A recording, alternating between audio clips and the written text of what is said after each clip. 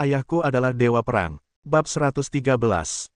Wajah Shen Feixue penuh dengan rasa iri, cemburu dan kebencian, dan dia menatap teleponnya. Kamu bajingan, kamu memiliki kepala yang bodoh, dan kamu masih tidak menyukaiku sama sekali.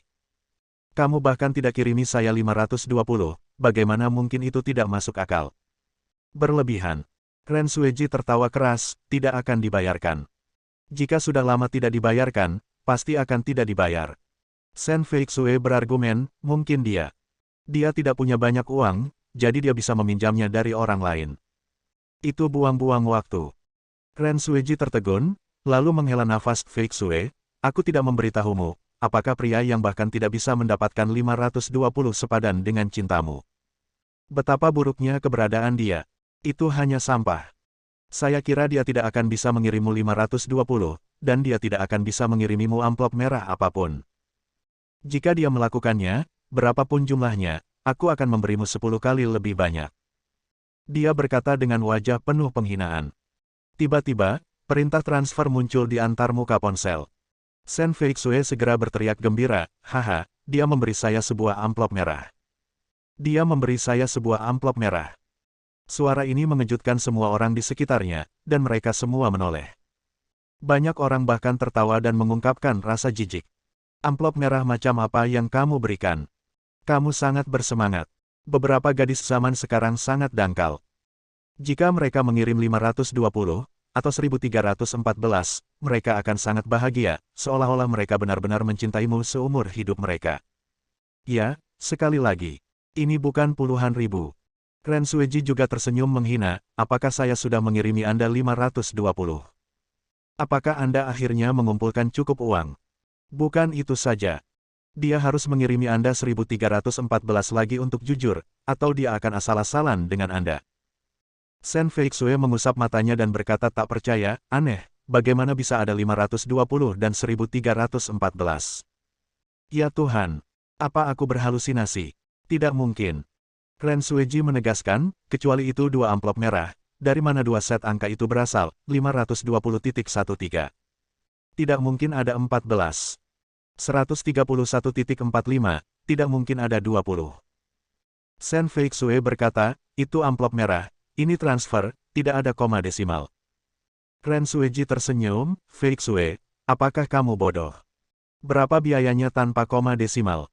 Tidak mungkin. Biar saya tunjukkan, ini pasti kesalahan, mungkin itu amplop merah lelucon. Dia datang dengan rasa ingin tahu, dan matanya membelalak karena terkejut. Ini dia. Sepertinya ini amplop merah asli ya. 5.201.314. Tidak, lebih dari 5 juta. Apa kamu bercanda? Dia benar-benar mengirimimu amplop merah lebih dari 5 juta. Segera setelah dia berteriak, orang-orang di sekitarnya mau tidak mau datang untuk melihatnya, dan ada kerumunan besar untuk beberapa saat. Tak lama kemudian, terdengar suara gaduh dari kerumunan. Aku pergi. Sialan. Aku benar-benar membagikan amplop merah sebesar 5.201.314 yuan. Siapa ini? Orang terkaya di kerajaan naga. Kirim amplop merah dan transfer ke rekening lebih dari 5 juta. Pantas saja gadis ini berteriak begitu keras tadi. Sekarang aku benar-benar mengerti. Amplop merah harganya lebih dari 5 juta. Jika kamu menikah dengannya di masa depan, berapa banyak yang harus kamu dapatkan sebagai hadiah? Setidaknya 100 juta. Shen Feixue tidak dapat mempercayainya, dan Ren Sueji juga merasakan wajah lembutnya terbakar. Rasanya tidak nyaman sekali jika ditampar mukanya. Kaki depan juga mengatakan bahwa orang-orang berjuang untuk mengirimkan 520, tetapi sekarang mereka mengirimkan 5.201.314 dalam satu tarikan napas. Dia berkata dengan marah, Feixue, menurutmu menyenangkan bermain denganku seperti ini? Shen Feixue secara alami mengerti apa yang dia maksud dan tersenyum pahit, Guan Qianjun benar-benar tidak punya banyak uang. Dia bahkan tidak punya pekerjaan formal. Tidak mungkin generasi kedua yang kaya. Ren Sueji mengertakkan gigi, Bahkan jika dia adalah generasi kedua yang kaya, uang kecil ini telah mengosongkan kantongnya. Dalam analisis terakhir, dia hanyalah orang gemuk. Begitu, dia bahkan tidak punya uang untuk membeli sebungkus rokok sekarang. Terdengar bunyi klik segera setelah dia selesai berbicara. Perintah transfer berwarna merah terang lainnya muncul di antarmuka ponsel Shen Feixue. Ya Tuhan! Ini 5.201.314 lagi. Siapa pemuda kaya ini? Dia menghasilkan lebih dari 10 juta dalam 2 tarikan napas. Saya mohon informasi kontak Anda. Nona, bolehkah saya menjadi ban serepnya? Beberapa gadis tidak bisa menahan diri. Itu sangat luas sehingga orang tua kecil pun akan mengenalinya. Ren Sueji, ini. Ren Sueji, apa? Dia tidak dapat berbicara lagi. Dia hanya merasa hatinya sesak, dan dia tidak dapat bantu tapi angkat sedikit tangan untuk meredakan detak jantungnya. Shen Feixue melihat kedua perintah transfer dengan hati-hati. Seseorang tidak meninggalkan pesan. Satu lagi, Qian bilang dia juga akan mencintaimu. Perasaan hangat muncul di hatiku. Tapi entah kenapa masih terkejut. Lebih dari 10 juta. Bagaimana seorang tentara yang baru pensiun bisa mendapatkan uang sebanyak itu? Dia mengerutkan kening, uang ini tidak mungkin palsu, kan? Ren Sueji berkata dengan marah, palsu. Kamu buta. Sama sekali tidak mungkin ini palsu. Dia mengulurkan jari gioknya yang halus untuk mengkliknya, dan kedua transfer diterima. Kemudian buka saldo WeChat, 10.403.128,43 yuan. Shen Feixue sebelumnya hanya memiliki beberapa ratus yuan. Faktanya, Ren Sueji juga menyimpan secercah harapan, apakah itu benar-benar transfer palsu. Dengan tampilan ini sudah tidak ada keraguan lagi. Dia dengan bodohnya duduk kembali di kursi dan bergumam, Feixue, apakah kamu menyembunyikannya lebih dalam atau apakah orang itu menyembunyikannya lebih dalam? Lebih dari 10 juta, berikan saja padanya, meskipun dia hanya memiliki kekayaan bersih ini. Shen Feixue segera berdiri, meminta pemakan melon yang terkejut itu pergi, berjalan keluar dengan cepat, memanggil Guan Qianjun dan menanyakan apa yang sedang terjadi. Apa yang terjadi? Aku baru saja mengirimi kalian 25.201.314. Bukankah kalian semua menyukai transfer semacam ini dengan maksud yang baik? Guan Qianjun masih merasa orang-orang membuat keributan. Shen Feixue tidak bisa tertawa atau menangis, bos. Kakak, lebih dari 10 juta, dari mana kamu mendapatkan begitu banyak uang? Guan Qianjun bingung, saya juga tidak tahu. Begitu saya mengirimkannya, akun otomatis ditransfer. Shen Feixue, jangan katakan bahwa rekening itu sepertinya mesin pencetak uang, oke? Bersikaplah bijaksana. Faktanya, semua uang ini diambil dari Shen Feichen dan Shen Feihua. Siapa yang membiarkan kedua idiot ini menghancurkan mobil mewahnya? Di bawah pemukulan gila-gilaan sekelompok penjahat setiap hari, mereka terus kehilangan uang. Guan Qianjun berpura-pura bodoh dan imut, saya benar-benar tidak bisa menahan diri untuk tidak jatuh. Ini. Shen Feixue adalah terdiam beberapa saat, lalu dengan cepat berkata, ya. Itu tidak mungkin celah Bang, Anda tidak bisa punya banyak uang. Saya sudah melihat beritanya, bank terkadang membuat kesalahan dan mentransfer sejumlah besar uang ke orang lain. Rekening. Kalau orang itu menggunakannya, dia akan masuk penjara. Tidak, saya akan segera mentransfer uangnya kembali. Jangan gunakan. Biarkan bank yang menanganinya. Mengerti? Jangan serakah dengan uang ini. Kamu tidak bisa menerimanya. Dia segera menutup telepon dan segera mentransfer uangnya kembali.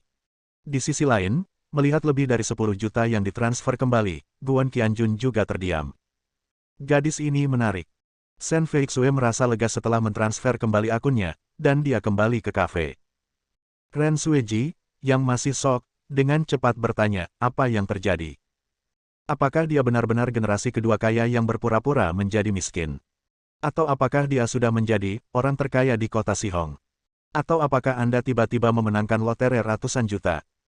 Shen Feixue tidak menjawab pertanyaan itu dan bertanya dengan tenang, ngomong-ngomong, siapa yang baru saja mengatakan bahwa tidak peduli berapa banyak amplop merah yang kuterima, dia akan memberiku 10 kali lipat jumlahnya.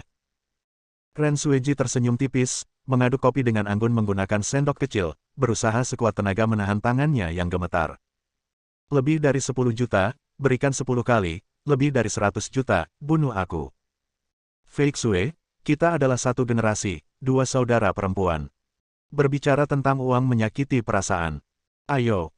Mari kita lanjutkan berbicara tentang perasaan, jenis yang tidak menyakiti uang. Bab 114.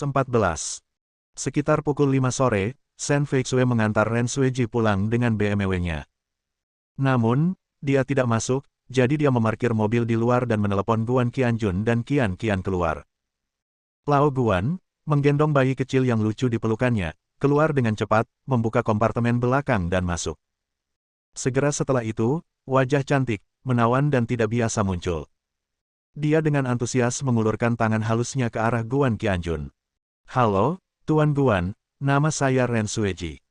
Saya teman sekelas dan saudara perempuan Shen Feixue yang baik. Saya menggambar komik. Saya ingin bertanya, apakah Anda bos yang rendah hati, atau apakah Anda generasi kedua yang super kaya yang menyembunyikan pengalaman hidupnya? Bank mentransfer jumlah yang salah. Shen Feixue tidak memberitahu Ren Sueji tentang masalah ini. Lagi pula, dia juga memiliki sedikit kesombongan. Tentu saja, jika dia ingin mengatakannya, dia tidak akan mengatakan yang sebenarnya. Qian mengulurkan kedua cakar kecilnya dan meraih tangan Ren Sueji. Halo, Bibi Sueji, halo, bagaimana dengan pria dan wanita? Jangan ciuman, aku akan menjabat tanganmu untuk ayahku, hal yang sama. Guan Qianjun, hah. Ren Sueji, ini. Shen Feixue, puff. Dia melanjutkan dengan memperkenalkan, Lao Guan, saudara perempuan saya sangat kuat dan seorang kartunis yang sangat terkenal. Dia bisa mendapatkan lebih dari 10 atau 200 ribu sebulan. Dia tinggal di rumah dan menggambar setiap hari. Dia menghasilkan banyak uang. Dia lebih baik dari saya. Ada begitu banyak yang luar biasa. Ren Sueji berkata sambil tersenyum, itu hanya rata-rata. Itu baru menerbitkan 5 atau 67 set buku terlaris buku komik. Tapi kemudian dia tidak bisa berhenti berbicara, karena wajah Guan Qianjun tanpa ekspresi dan dia hanya bisa mengangguk tanpa mengatakan, kagum.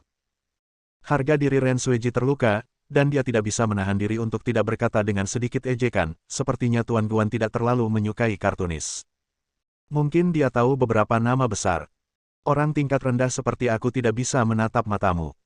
Guan Qianjun berkata dengan tenang, bukannya aku tidak menyukainya, tapi ada beberapa kartunis bernama Paul, Takahashi Rumiko, Huang Yulang, Del.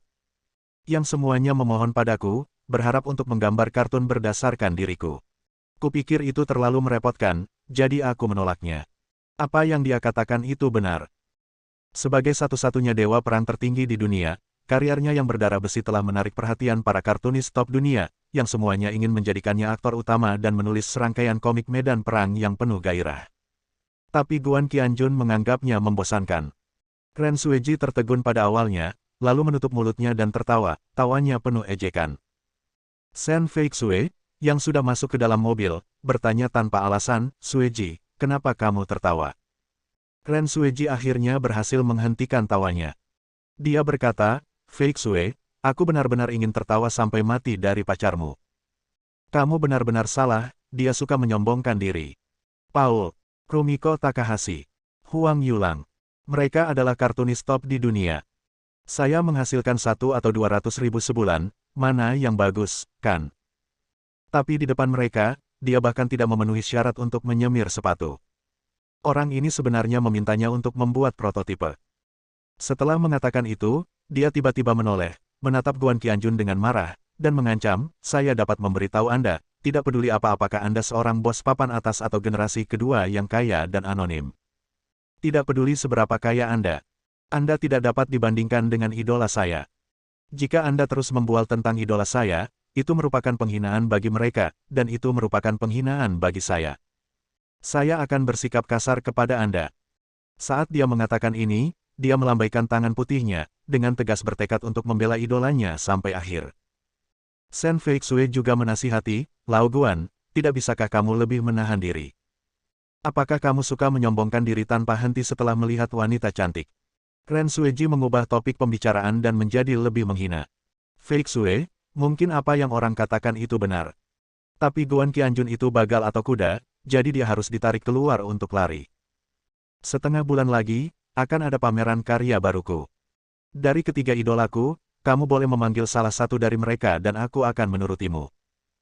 Mulai sekarang, aku menganggapmu sebagai rajaku, dan apapun yang kamu katakan, tetaplah apapun yang kamu katakan, oke. Saat dia mengatakan ini, dia terus terkikik. Shen Feixue dengan enggan menasihati, baiklah, Sueji, kamu harus berbelas kasihan dan berbelas kasihan. Meskipun Lao Guan suka menyombongkan diri, dia adalah orang yang baik. Terkadang kamu hanya mendengarkan dan menertawakannya. Ren Sueji menerimanya. Dia tertawa dan berkata, oke, karena kamu sangat membela pacarmu, aku tidak akan mengejeknya. Ini adalah kedua kalinya dia mengatakan, pacarmu. Shen Feixue tersipu, dan setelah melihat ke dalam dia melihat ke cermin dan memberi Guan Qianjun tampilan menawan. Mobil terus melaju ke depan, dan malam berangsur-angsur tertutup. Ini malam lain dengan ribuan lampu. Hari-hari yang damai ini, ketika orang-orang hidup dan bekerja dalam damai dan kepuasan, hanya dapat dipertahankan dengan pertempuran tentara yang tak terhitung jumlahnya di medan perang. Ketika dia memikirkan hal ini, Guan Qianjun tidak bisa menahan perasaannya yang melonjak. Saya benar-benar ingin kembali ke tempat berdarah itu, di mana satu orang dapat berdiri di depan 10.000 orang. Sungguh melonjak. Dia melirik bayi kecil yang lucu itu dan tahu bahwa itu tidak akan mudah sekarang. Dia harus mengembangkan Qian-Qian menjadi orang yang berbakat terlebih dahulu. Menjadi dewi perang wanita. Qian-Qian berbaring di pelukan Guan Qianjun dan bertanya dengan tenang, apakah semua yang baru saja kamu katakan itu benar? Guan Qianjun mengangguk dengan tenang. Qian-Qian tersenyum dan berkata, bagaimana kalau kamu menelepon idola Bibi Sueji, mengejutkannya, menamparkan wajahnya dengan keras, nah, yang paling penting adalah bertaruh. Jika kita menang, dia harus mentraktir kita makanan lezat sesekali.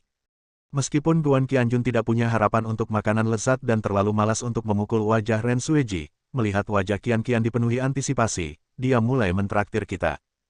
Menelan ludahnya, dia tersenyum. Baik.